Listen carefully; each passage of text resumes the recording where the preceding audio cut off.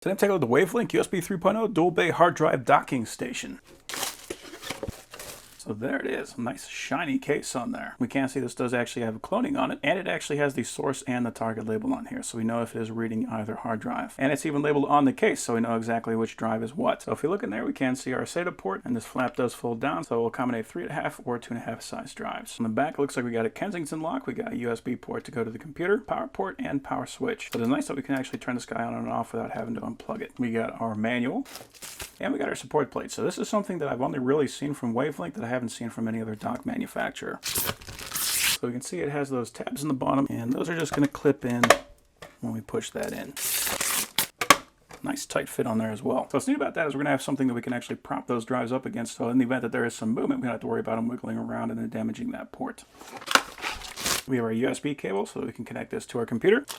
We got a bunch of thumb screws, which is great, so we can actually attach our hard drives to these supports, and we won't need a screwdriver to do it.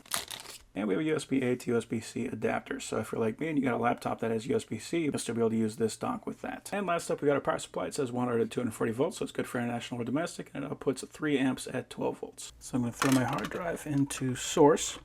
I'm going to plug in power, USB, and turn it on. And we can see it is lit, power, and source, so we know that it is seeing that hard drive.